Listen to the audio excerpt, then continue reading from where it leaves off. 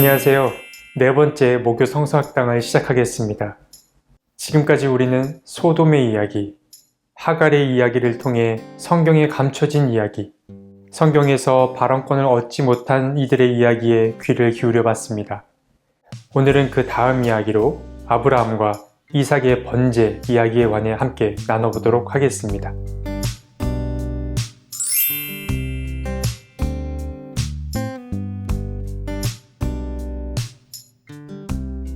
사실 우리가 성경에 흥미를 붙이지 못하는 이유 중 하나는 스토리가 뻔하게 느껴지기 때문입니다. 성경을 많이 읽고 들은 분들은 이를 말하면 열을 떠올릴 수 있으실 겁니다. 그래서 우리는 종종 말씀에 흥미를 잃곤 합니다. 뭐든 익숙해지면 지루해지기 마련입니다. 인간관계도 그렇습니다. 서로가 흥미를 잃는 이유는 내가 상대에 대해 전부 다 안다고 느끼기 때문입니다. 하지만 갑자기 상대가 낯설어질 때가 있습니다. 그때가 언제냐 하면 내 생각에서 벗어날 때입니다. 내가 예상한 모습이나 어떤 반응을 보이지 않고 생각지 못한 모습 혹은 예상치 못한 모습 혹은 반응을 보일 때 우리는 상대를 낯설게 여기게 됩니다. 성경도 마찬가지입니다. 성경의 이야기에 상상력을 더하다 보면 평범한 인물들이 비범해 보이기 시작합니다. 익숙하던 인물들이 낯설어지는 걸 경험하게 됩니다. 그래서 이번 성서학당의 목표 중 하나는 성경에 생명을 불어넣어 흥미를 다시 일깨우는 것입니다. 오늘 이야기는 이런 질문으로 시작해보면 좋을 것 같습니다. 이삭 번제 사건은 정말 사랑이라는 이름으로 거행된 일이 맞나? 라는 질문 말입니다. 롯이 두 딸을 내어준 사건만큼이나 아브라함이 아들을 번제물로 바치려는 사건은 우리를 당혹스럽게 만듭니다. 여러분은 어떠하십니까? 여러분께서는 정말 이삭 번제 사건이 은혜롭게만 다가오십니까? 오늘 이야기에서 중요한 화두는 바로 사랑, 이 사랑의 무서움입니다. 잠시 상상해 보셨으면 좋겠습니다. 지금 여러분께서 누군가를 사랑하고 계십니다. 혹시 떠오르는 사람이 있으신가요? 그러면 이어서 우리는 이런 질문을 해볼 수도 있습니다. 여러분이 그 대상을 사랑한다는 것을 어떻게 증명할 수 있는가? 라는 것 말입니다. 어떻게 눈에 보이지 않는 사랑을 표현할 수 있는가? 라는 질문을 해볼 수 있습니다. 아브라함은 하나뿐인 아들, 그 아들을 바치라는 하나님의 명령을 듣습니다. 그는 하나님을 사랑하는 마음과 아들을 사랑하는 그 마음, 그 중간, 기로에 서게 됩니다. 그는 어떻게 하면 좋을까요? 하나님의 사랑이 더 크고 넓기에 그분 말씀에 순종하기만 하면 되는 것일까요? 반대로 아들을 죽이는 것이 너무 고통스러워서 하나님의 명령을 외면하면 되는 걸까요? 사랑은 어려운 일입니다. 그건 아브라함에게도 하나님에게도 어려운 일이었습니다. 사랑하지 않는 무엇이나 누구를 바치는 것은 본질적으로 불가능하다. 사랑하지 않는 것을 누군가에게 주는 행위는 바치는 것이 아니라 버리는 것이기 때문이다. 바치는 모습을 취하고 있더라도 그것은 바치는 것이 아니다. 버리는 것이라고 늘 쉽지 않지만 바치는 것은 정말로 어렵다. 자기를 주는 상징적 표현이 바치는 것이기 때문이다. 자기를 주는 상징적 표현으로 자기가 사랑하는, 자기에게 속해 있으나 자기보다 소중한, 또 소중하게 여기는 무엇이나 누구를 주는 것이 바치는 것이기 때문이다. 자기에게 속해 있는 것 가운데 자기보다 소중하지 않은, 소중하게 여기지 않는 무엇이나 누구를 주는 것은 자기를 주는 행위일 수 없다. 자기에게 속해 있으면서 자기보다 소중한, 소중하게 여기는 것은 그가 사랑하는 무엇이나 누구이다. 사랑하는 무엇이나 누구만이 오직 사랑만이 바쳐질 수 있다. 바치기 어려운 것은 그 때문이다. 아브라함은 하나님을 향한 사랑을 선택했습니다. 그는 사랑하는 아들을 얻은 것도 결국 하나님께서 베푸신 일임을 기억해냈습니다. 그리고 그 하나님께 사랑을 표현하기로 결심했습니다. 하지만 사랑은 추상적인 개념이 아닙니다. 사랑을 정의하는 개념은 무수히도 많지만 사랑이 진정성을 가지려면 어떤 가시화되는 행동이 필요합니다. 아브라함에게는 바로 그 행동이 이삭을 바치는 행위로 드러난 것입니다. 아브라함은 자신의 사랑을 드러내기 위해 자신의 사랑을 바쳐야만 했습니다. 사실 사람은 큰 관심이 없는 물건을 버리기는 쉽습니다. 관심 없는 사람과 헤어져도 큰 아쉬움이 없습니다. 그러나 사랑하는 대상, 애착 가득한 대상과의 강제적인 이별은 엄청난 고통을 안겨줍니다. 아브라함은 하나님께 사랑을 표현하기 위해 자신이 가장 아끼는 대상을 바쳐야만 했습니다. 그는 사랑하는 대상에게 사랑하는 대상을 바침으로 자기 사랑을 드러냈던 것입니다. 바로 이삭은 자신에게 일어난 이 충격적인 사건을 곱씹다가 사랑의 복잡함을 깨닫습니다. 사랑이 한 일에서 이 부분을 잘 풀어서 설명해 줍니다. 성경이 나타나지 않은 이삭의 속마음을 한번 들어보시기 바랍니다. 그분은 자신에게 속한 것 가운데 가장 소중한 것, 자기보다 더 소중한 것이 자신이 아니라 아버지라고 여겼던 거예요. 아버지에게 속한 것 가운데 아버지보다 더 소중한 것이 나였던 것처럼요. 그러니까 나는 그분에게 속한 것 가운데서 가장 소중한 것이 되는 셈이지요. 신이 바치라고 요구하면서 바치라는 요구를 받고 있었다고 한 것은 그런 뜻으로 한 말이에요. 바쳐야 할 의무를 지고 있는 분은 바로 바치라고 말한 그분이었다는 사실이 어떻게 깨달아졌을까요?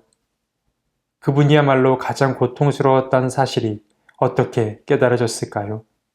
맞아요. 신이 원한 것은 불가능한 일을 하는 것이었어요.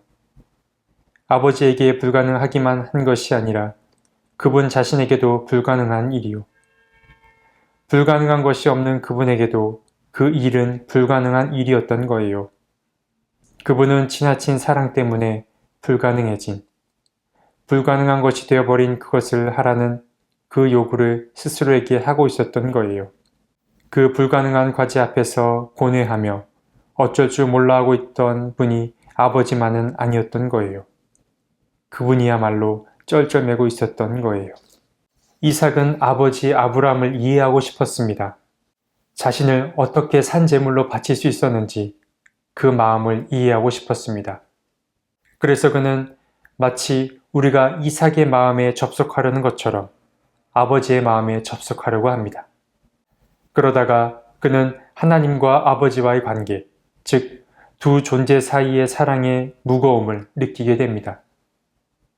아버지는 하나님께 그분을 향한 사랑을 증명하기 위해 하나님이 요구하신 것을 들어드려야 했다라는 걸 깨달았습니다. 결국 이삭은 이 번제 사건을 통해 하나님과 아버지 그리고 자신이 복잡하게 얽혀 있다라는 사실을 깨닫게 됩니다. 그는 사랑의 무거움, 사랑은 불가능한 것을 요구하는 힘이라는 것을 깨닫게 됩니다. 산에 오르던 중에 이삭은 아버지께 묻습니다. 이삭이 그의 아버지 아브라함에게 말하였다. 그가 아버지 하고 부르자 아브라함이 얘야 왜 그러냐 하고 대답하였다. 이삭이 물었다. 불과 장작은 여기에 있습니다만 번제로 바칠 어린 양은 어디에 있습니까? 아브라함이 대답하였다. 얘야 번제로 바칠 어린 양은 하나님이 손수 마련하여 주실 것이다. 두 사람이 함께 걸었다. 창세기 22장의 말씀입니다.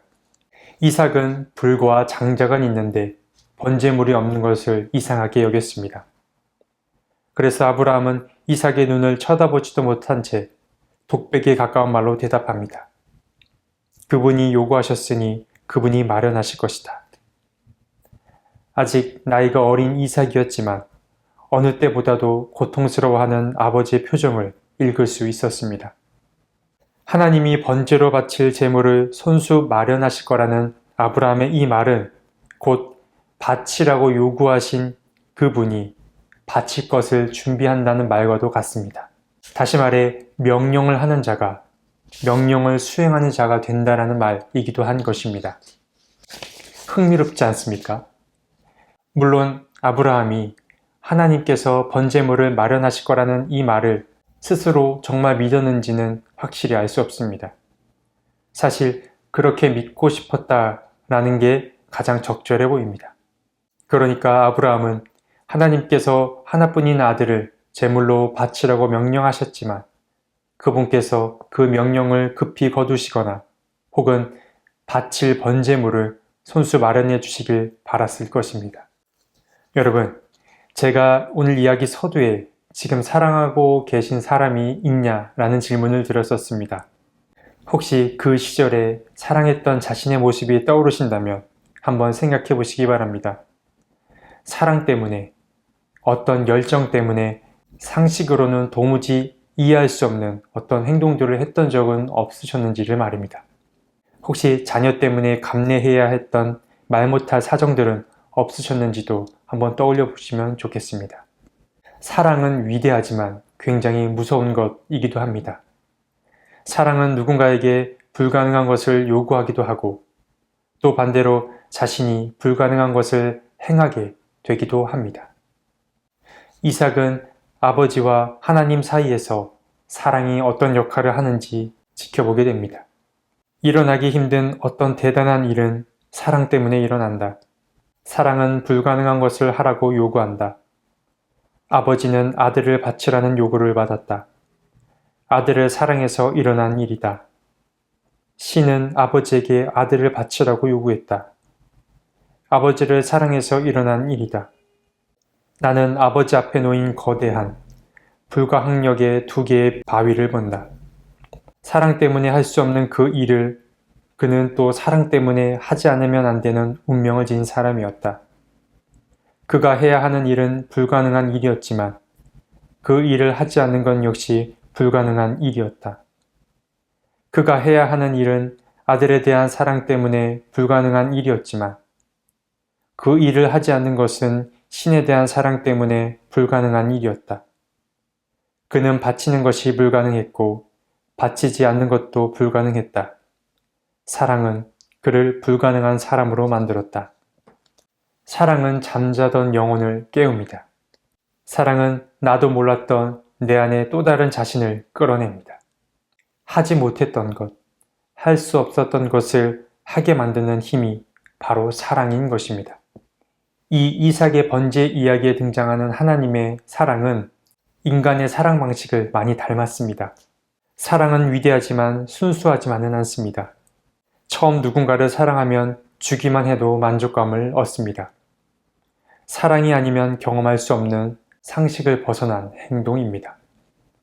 그런데 어느 정도의 시간이 흐르거나 혹은 특별한 계기로 불안감이 엄습할 때 우리는 상대의 사랑을 확인하고 싶어 합니다. 연인과 부부 사이에도 그렇고 부모와 자녀 관계에서도 그럴 수 있습니다. 무조건 주기만 하는 사랑, 헌신하기만 하는 사랑은 정말 어렵습니다. 거의 불가능에 가깝습니다. 하나님은 아브라함을 사랑했습니다. 그래서 하나님은 아브라함이 자신을 사랑하고 신뢰하고 있다는 걸 확인하고 싶어 하십니다. 그래서 아브라함에게 요구했습니다. 자신이 가장 사랑하는 대상을 바침으로 자신에 대한 사랑을 증명하기를 바랐습니다. 여기서 첫 번째 자신은 아브라함을 나타내고 두 번째 자신은 하나님 그 스스로를 나타냅니다. 신은 사랑의 고백을 하고 있다. 이 모든 일이 사랑 때문에 일어난 일임을 스스로 고백하고 있다. 사랑하는 이의 사랑을 확인하려는 마음보다 더 간절하고 절실한 것은 없다. 시험이라는 비순수의 형식을 취하고 있는 이 사랑보다 더 순수하고 큰 사랑은 없다. 비순수를 통해서 표현될 수밖에 없는 종류의 순수가 있다. 사랑이야말로 그러하다. 심지어 순수한 사랑일수록 그 표현이 더 순수하지 않아지는 아이러니가 발생한다. 순수하지 않은 것들이 순수한 것을 증명하기 위해 동원된다. 모든 비순수의 형식이 항상 내용의 순수함을 보증하는 것은 아니고 모든 순수의 형식이 항상 내용의 비순수함을 증명하는 것은 아니지만 순수한 사랑의 표현은 뜻밖의 순수하지 않은 사랑의 증거가 될 가능성이 있다. 말이 좀 어렵지만 쉽게 말해 이런 말입니다. 사랑은 좋은 것입니다. 그리고 불가능을 가능케 한다는 의미에서 사랑은 위대합니다. 그런데 이 사랑이 표현되기 위해서는 순수하지 않은 형식을 취해야 합니다. 예를 들어 당신 나 사랑해와 같은 표현 방식 말입니다. 나를 사랑한다면 그 사랑을 나에게 보여줘와 같은 말처럼 사랑은 비순수함의 방식을 통해 표현되기 마련입니다. 누군가를 사랑하면 사랑을 확인하고 싶은 게 사랑하는 이의 마음입니다. 하나님이 바로 아브라함에게 이 마음을 드러내 보이신 것입니다. 그렇기에 아브라함과 이삭의 제단 사건은 이렇게도 표현이 가능합니다. 하나님이 더 시험당하신 사건이라고 말입니다. 시험이 진행되는 동안 시험 출제자는 시험당하는 자가 이 시험을 통과하지 못할까봐 조마조마하고 안절부절 못하게 된다. 시험하는 자가 시험당하는 자보다 덜 고통스럽다고 말할 수 없다. 그렇다면 여기서 정말로 시험당하는 자는 누구일까? 바치라고 요구하는 방법으로 기꺼이 바치기를 하고 있는 이 시는 시험을 함으로써 시험당하고 있는 것이 아닌가. 더욱 곤란하게도 이 시험은 자신의 실력과 의지로는 통과할 수 없다. 신의 시험 통과 여부는 철저하게 인간인 아버지의 시험 통과 여부에 달려있다. 신은 인간인 아버지에게 전적으로 의존하지 않을 수 없다. 전능한 신은 사랑 때문에 완벽한 무능력자가 된다. 절대 자유를 가진 신은 사랑 때문에 절대적으로 부자유한 자가 된다. 전능한 신은 사랑 앞에 무능력한 신이 됩니다. 아브라함을 향한 믿음의 테스트는 곧 하나님 자신을 테스트하게 만들었습니다. 시험 출제자인 하나님은 시험당하는 아브라함이 이 시험을 통과하지 못할까봐 계속 조마조마해 했습니다. 아브라함은 하나님을 사랑했습니다. 그래서 아브라함은 하나님께 자신의 사랑을 드러내고 싶었습니다. 그런데 문제는 하나님께 보여드릴 사랑이 자신의 아들을 바치는 것에 있었습니다. 아브라함은 말할 수 없는 고통에 사로잡혔습니다. 아마도 이런 가혹한 요구를 하신 하나님이 정말 원망스러웠을 것입니다. 이삭은 죽음의 문턱까지 갔던 자신의 일을 곱씹다가 새로운 눈을 뜨게 됩니다. 그는 아버지가 걸은 길을 따라서 걷다가 묵상의 길이 열리는 것을 경험합니다. 이삭은 아버지 아브라함의 마음에 접속됐습니다. 아버지의 마음에는 두 개의 길이 놓여 있었습니다. 하나는 사랑 때문에 이삭을 바칠 수 없는 마음이었습니다. 그리고 다른 하나는 사랑 때문에 이삭을 바쳐야 하는 마음이었습니다. 즉, 그는 아버지로서의 아브라함과 아들로서의 아브라함의 기로에 놓여 있었던 것입니다. 이삭을 사랑했기에 그는 바치는 것이 불가능했고, 하나님을 사랑했기에 바치지 않는 것이 불가능했습니다. 그래서 이승우 작가는 말합니다. 사랑은 아브라함을 불가능한 사람으로 만들었다 라고 말입니다. 그런데 아브라함은 이삭에게 이 일을 두고 모든 일은 사랑 때문에 일어난 일이다 라고 말하지 않았습니다. 만일 이 말을 내뱉었다면 이삭은 아버지를 향한 분노와 더 나아가 하갈의 이야기처럼 하나님을 향한 분노를 표출했을 것입니다. 아브라함은 침묵했습니다. 번제물은 하나님께서 마련하실 거라는 말만 남기고 말입니다. 사랑은 정말 오묘합니다. 사랑은 말로 표현 가능하지만 말에 다 담기지 않습니다. 사랑은 무엇보다 잘 말해줘야 합니다. 예컨대 말하지 않는 것과 같은 방식으로 말해줘야 합니다. 그것은 사랑 때문에 일어난 일이다 라고 아버지는 말하지 않았다. 그러나 말하지 않는다고 해서 있었던 일이 없었던 일이 되거나 없었던 일이 있었던 일이 되는 것은 아니다. 말하지 않는 것이 더 크게 말하는 방법이 되는 말이 있다. 사랑의 말이 그렇다. 무엇보다 사랑은 잘 말해줘야 한다. 예컨대 말하지 않는 것과 같은 방식으로 말해줘야 한다. 그것은 사랑 때문에 일어난 일이다. 사랑 때문에 시작되었고 사랑 때문에 이루어졌다. 이 대목을 읽다가 문득 사랑 고백이 떠올랐습니다. 두 사람이 사랑에 빠졌습니다. 혹은 한 사람이 다른 한 사람을 사랑합니다. 사랑의 마음을 간직하고 있기에는 너무 그 마음이 커져 버렸습니다. 그래서 고백을 해야겠습니다. 그래서 서로가 혹은 어느 한쪽이 사랑을 고백합니다. 그런데 뭔가 좀 이상합니다. 마음이 잘 전달되지 않는 것입니다. 마음이 언어화되는 순간 뭔가 채워지지 않는 결핍을 느끼게 됩니다. 그 순간 고백자는 깨닫습니다. 사랑의 마음을 완벽히 언어에 담는 것이 불가능하다라는 것을 말입니다.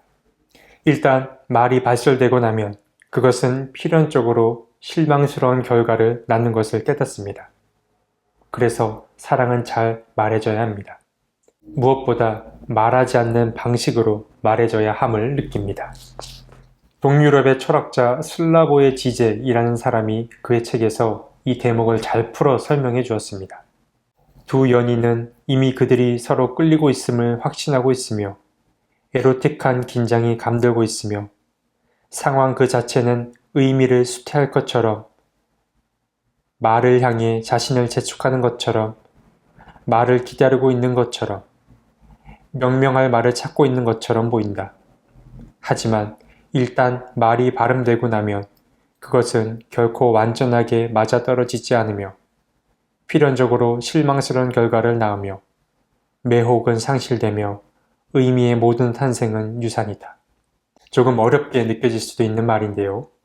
우리가 영화나 드라마를 통해 너무 완벽한 사랑 고백을 많이 봐왔기 때문에 우리도 그런 기적 같은 상황을 늘 기대하게 됩니다.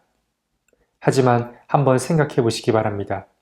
사랑 고백뿐만 아니라 사과나 감사처럼 진심을 담아 어떤 마음을 전하려고 해도 그 마음이 잘 전달되지 않는다라는 걸 느끼셨을 것입니다. 그래서 지잭이 말하듯 일단 말이 발설되고 나면 그 의미의 탄생은 유산이다 라고 할 수 있습니다. 어쩌면 정현주 작가가 말했듯이 사랑이란 고백에서 시작하는 것이 아니라 밥 먹었어요? 차 한잔 할래요? 와 같은 간단한 말로 시작되는 게 아닐까 싶습니다. 이처럼 진심은 우회하거나 뭔가를 격려해야 잘 전달되는 것 아닌가 생각해 봅니다. 다시 말씀으로 돌아가 보면 아브라함은 이삭에게 직접적인 사랑 표현을 하지 않았던 게 다행이었는지도 모릅니다. 아브라함이 이 의미의 유산을 알고 있었는지는 모르지만 아들을 향한 그의 사랑은 말하지 않은 것과 같은 방식으로 말해줘야 했습니다. 결국 아브라함과 이삭의 번제 이야기는 세 존재가 얽혀있는 매우 복잡한 이야기입니다. 큰 틀에서 보면 하나님께서는 사랑을 확인하기 위해 아브라함의 믿음을 시험하셨고 또 아브라함은 하나님을 향한 사랑을 증명하기 위해 아들 이삭을 바쳐야 했으며 또 아들 이삭은 하나님과 아버지의 사랑 관계를 위해 제물로 바쳐줘야 했습니다. 아버지가 시험에 통과해야 하는 것처럼 나 역시 시험을 통과해야 했다. 아버지가 아버지인 신을 위해 시험을 통과해야 하는 것처럼 나 역시 그래야 했다. 아버지는 아들을 바쳐야 했고 아들인 나는 바쳐줘야 했다. 그 아이에게 아무 일도 하지 마라. 그 결정적인 순간에 신은 다급하게 아버지를 말리고 나를 말렸다. 그분은 아버지의 손을 붙잡아 아무 일도 하지 못하게 함으로써 나에게 아무 일도 일어나지 않게 했다. 신은 가까스로 안도했다. 인간만큼 축소된 신은 우리들이 시험을 통과했기 때문에 시험을 통과함으로써 그를 시험에서 통과시켜 주었기 때문에 안도했다. 그 자리에 시험하는 이는 없었다. 사랑은 시험하는 것이 아니고 시험을 뛰어넘는 것도 아니고 시험 속으로 뛰어드는 것이다. 참으로 무서운 것이다. 바로 이 문장에 이 책에도 등장하는 핵심 문장이 드러납니다. 사랑은 시험하는 것이 아니고 시험을 뛰어넘는 것도 아니고 시험 속으로 뛰어드는 것이다. 참으로 무서운 것이다. 여러분은 사랑이 뭐라고 생각하십니까? 사랑은 거창한 개념이 아닙니다. 사랑은 아이들이 요구하듯이 비순수적이고 열정적이며 때론 어설프고 광적이기도 한 것입니다. 치열하고 간절하며 절박한 것이 바로 사랑인 것입니다. 이번 성서학당을 들으시며 좀 어렵다라고 하시는 분들이 있으셨습니다. 물론 쉽게 설명하지 못한 제 설명의 한계이기도 한데요. 사실 성경의 이면을 살피는 게 원래부터 쉬운 일은 아닙니다. 그래도 마지막 강의까지 꼭 함께 해주셨으면 좋겠습니다. 그럼 다음 시간에는 이삭과 에서의 이야기, 허기와 탐심에 관해 함께 살펴보겠습니다. 그럼 다음 시간에 뵙겠습니다.